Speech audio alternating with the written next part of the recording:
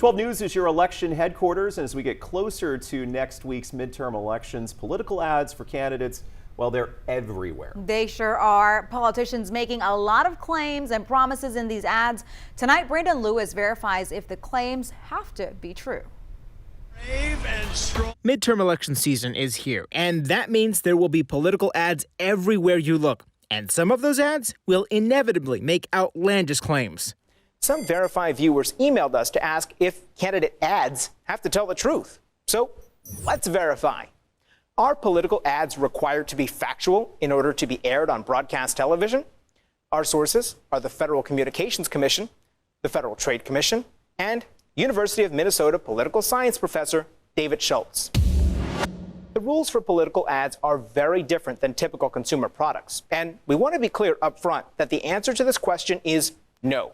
Political ads are not required to be factual in order to be aired on broadcast television.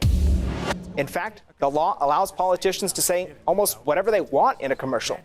This is because political ads are regulated by the FCC, which applies just two rules. One is that all candidates have the same opportunity to buy commercial time on stations. And two is that politicians can say whatever they want.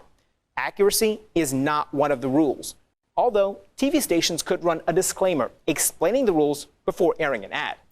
The only consequence for politicians who produce misleading or false ads is in court, and that's only if they defame someone, which is rare and hard to prove. I think the rationale behind it is what? The idea of saying that candidates get to say what they want, and what? The voters get to sort of, through the marketplace of ideas, decide what's true, what's false. That marketplace could also include news stories or fact checks like Verify stories explaining what's true and false.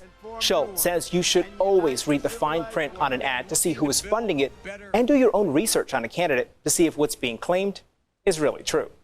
With your Verify, I'm Brandon Lewis. All right, and now you know ahead of elections. If there's anything you'd like for us to verify, simply send us a message to our email, verify@12newsnow.com. Also, you can message us on our social media accounts. Patrick will have